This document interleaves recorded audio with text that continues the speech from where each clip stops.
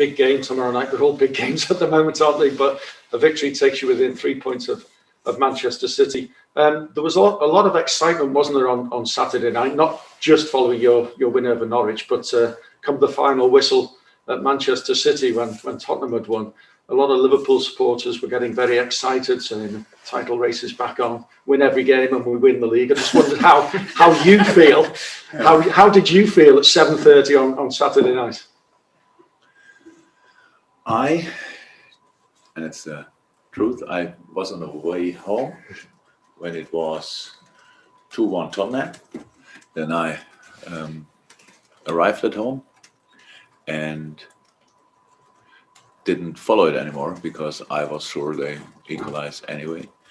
Then we went out and the driver was very excited and told me that it was 2-2 and then 3-2. And when I said 3-2, I thought, okay, City won 3-2. And I said, no, Tottenham won 3-2. And that was my reaction. So because we have for us, nothing changed really. We have to win, you're right. We have to win all our games, which is assuming Manchester City win all theirs, of course. Yeah, but I think you can expect that, or we expect that. Traditionally, historically, it happens more often than not that they win pretty much all their games. But okay, we play them once. That's the one game we want to win, definitely as well. So yeah, of course, if it would be 12 points, 15 points, whatever, it would be a completely different situation. But for the game now, it doesn't change too much, or nothing changed actually. And that's why we have to be 100% focused on just this one game, because we cannot win the game and the league and everything in one game. We just can have to try to make sure we win a very difficult Premier League game, because Leeds United, obviously, you saw all the faces of Leeds United, I would say, on, when was it? When? Sunday. Oh, right, we have now Tuesday. So yeah, on Sunday, with very brave and very exciting offensively and go with everything they have, and then defensively, yes, if you you can cause them problems, but it's difficult as well because of the man marking all over the pitch system. It makes it really tricky. If you're not really in the game, then they will eat you, just like that. And that's why it makes it's so important that we are ready for the next very intense game. I think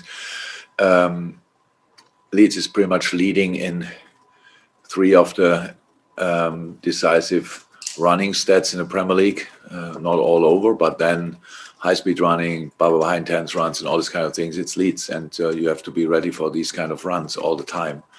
And they never give up on top of that. So whichever they have really spectacular results, high scores, and all these kind of things, both directions. And yeah, we really have to make sure that we are 100% spot on.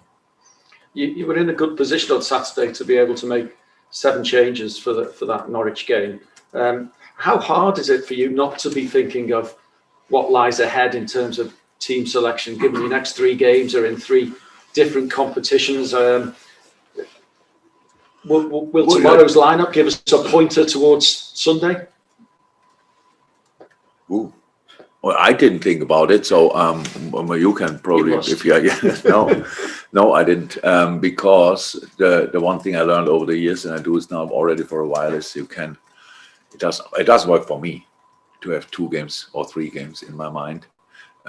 We have to try everything for this game, and that's what we did against Norwich. We made the changes for the Norwich game, not because of the Leeds game or the final at the weekend.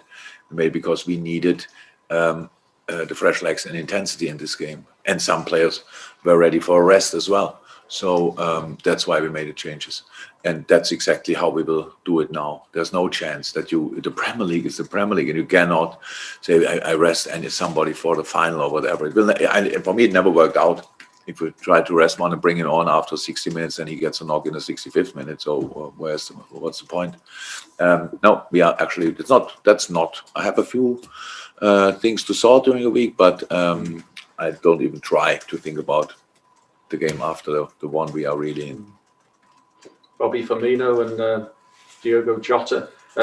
Jota's probably itching, isn't he, to get fit, given what he's done in this cup run. I know it's a league game tomorrow, but any chance of us seeing them tomorrow first of all, and then what chance for the final? No, for tomorrow, no chance, and then the final we will see. I really don't. I don't know in the moment, but it was easy to say now, no. But yeah, we will see. They'll be pushing, won't they? They are, but yeah, they were not on the pitch, so for training, so that's not a good sign. No. And we have to see what we can do with the boys in the next few days, and then we make a decision later in the week. Thanks, Alan. We'll go to James Cooper for PLP for 2, and then Juliet in the room for BBC. James. Hi, Jürgen. Nice to see you. Hi, nice to see you. I think the fans believe they're in a title race. I think us in the media believe there's a title race with two teams. How do you feel you're now back into a proper title race? How I said, it's what do you mean with a title race? We have so many games to play, and yes, if we could win them all, it's a title race. So if not, then it's maybe not a title race. I don't know exactly. I'm not too much into it. I understand it 100%, that people get excited about it. Good, because the distance is now not completely, or they are not completely out of reach anymore. But it's anyway a really tricky situation. And I never prepare press conferences, I have to say. But today I can tell you I didn't think a second about the title race. I just thought about Leeds when I came in here, what you could ask about them. Yeah, I know, usually you don't ask about the opponent. We talk about all the other stuff, but I'm obviously naive enough to still think about the next opponent. And I cannot give any kind of, I have nothing to say about it, really. I'm really happy about the results we had in the last few weeks. They obviously brought us some points, some confidence as well in different competitions. That's really good.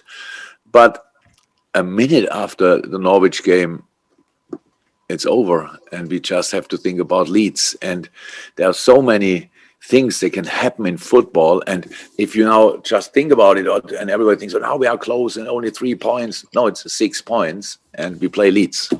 So I'm just not made for it. I cannot count points on our account before we played the game. If other people do that, that's okay, because they are not directly involved, but we have to be ready for an incredibly intense game and a big fight against Leeds United. They fight for staying in the league, and if you can say one thing about this team, they really, really, really never give up, and that's what we have to make sure that it will not help tomorrow night, but between now and then, sort of work to do. But let me be polite then and ask you about Leeds United, because I think their first game back in the Premier League was at Anfield, and an amazing game, the 4-3. Did you expect that kind of level from them again, bearing in mind what you talk about, their intensity and them not giving up? Not exactly the level, because they miss a few very decisive players for them. It's Patrick Bamford, it's obviously Phillips and Cooper. That's pretty much the spine. And we know, or I know what I'm talking about, how much this can hurt you as a team if you lose these kind of very decisive players. And I think in their best periods, all these boys could play pretty much through all the games. But I expect exactly the same attitude, and it's actually the result we had that night is pretty much how Leeds is. They play all in, and we won that night. But that's now not the case because we are Liverpool and them are Leeds. It's just because we scored one more goal that night, and that's what we have to be ready for. They really, how's that? If you watch them, you know it. It's like this. They had a difficult spell around December, in this late December, I think, when they got a few knocks, but that's over. And since then, the results got much tighter again. And the Aston Villa game, for example, was again a really spectacular one. Villa thought they might be through, and then they were not, because Leeds came back. United played a really good first half, 2-0 up, and then you come out and, if you went for a drink in halftime, then you probably missed the 2 goals of Leeds. And yes, United could turn it around again, but it's a really tricky one. And I know that, and I have no problem with it. I hope that we, as a unit, again, together with our supporters, will be really difficult to beat. that's what we have to do. If we are difficult to beat or difficult to play against, then we have a good chance to win the game. But that's first and foremost the job to do for all of us, that we are really on it and give our absolute everything, because it will not be decided because a little bit football here or there. If we are not ready for a fight, we will suffer. Thank you, James. Good to see you again. Juliet, for one in the room, and then Chris from Merseyside, BC Merseyside, I should say, on the Zoom.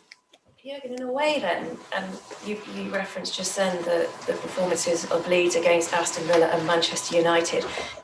Has this game fallen nicely, the rearranged game, because the squad, the availability that you have now, you're in a good place, the momentum that you've got as well, and coming out of winter, does that make any difference to when it was supposed to be played on that Boxing Day? No, I think we were all right on Boxing Day. We had our COVID crisis came a bit later, if I'm 100% right. I don't know it exactly anymore, but it was that I can remember that I didn't think, thank God we don't have to play it. I said again that it was not our problem. Was not the 26th to play it, or not at all. I'm not sure. I would like to have Bobby and Diogo available. So that will not happen for tomorrow night. So it is like it is. We never, honestly, you don't really think about fixtures, and when they come up, you just get at one point to get an information and you prepare for it, and that's the same here. Jules, Chris from Merseyside, and I think that's it for the Open. Oh, actually, Neil, did you have one? Chris. Hi, Jürgen. Hi. Luis Diaz's goal, it came at the end of a 34-pass move. Just how satisfying is that as a manager to see such patient possession end up in a decisive pass and a great finish on the end of it? Very, very satisfying, and it's a sign for something else as well. It's like that in a moment, obviously. The two goals we scored before opened up the game for us. Obvious knock for Norwich, proper boost for us. And these moments are really rare because you have to work so hard to get any advantage in a football game. But if you have it, then we are obviously able to do some really nice stuff. So it is. With all the 33 passes before, I loved each of them. The last one of Hendo was pretty special. But what you saw then, how the formation of the opponent, who looked over all the other time during the game, really well organized. But in that moment, obviously, with all respect, they were a little bit all over the park because we just, there was no last line, nothing, and a big gap in the center, which Luis used. And it was because of the movements of all other players. That's how football can look. Unfortunately, doesn't look that often because, the quality of opponents. And Norwich made this mistake exactly once in the game. We used it then. In all other situations, they defended us much better. Okay, thanks, Chris. Neil, did you want one? And then this is the final one in the Open, and we'll go to a brief breakout. Yeah. I saw Joe Gomez speaking after the game on Saturday, and he said he waited a long time to start the Premier League game. I think he said the challenge for him has been to be the best version of himself every day while he's waiting. How much is that an example to maybe other players in the squad who are in a similar position, having to be patient and wait for their chance? It's a very good example, but a very special story as well. Because with the quality of Joe, it's really difficult. If I would Joe Gomez, I would be really difficult to deal with the situation because the quality he has, because of the player he is, and everybody likes, if not lost, Joey. And then with a really difficult injury and a few things afterwards, and then getting COVID in a completely wrong moment when we have an FA Cup game and these kind of things. So it made it difficult for him to get rhythm. And I'm really happy about the performance. So I think it was the first goal where he was involved in half space, nearly lose the ball, winning it back, and then pass the ball, and from there we go. I was really, really pleased for him. I'm pretty sure he was nervous. That's normal after that long time. Then on the position he likes maybe the second most, not the most, and was for us very important that he could play that because Rashica with the speed was clear. We will not go for Trent, not because of Rashica, but because Trent needed a break. And then who do you bring? And then it was really perfect to have Joey available. Yes, it's an example. Absolutely. Like we have a lot of other examples, I have to say. So in a moment, I told the boys yesterday, the way we deal with different situations at the moment is really exceptional, because some players start who are used to be outside more often than others don't start, who are used to be in the starting lineup, and all of them, we all saw it the last 2 games, the changes we could make were massive, and the influence they had, and that's exactly how it has to be. And as long as we can do that, as long as we can use the squad like that, we have a good chance to win football games.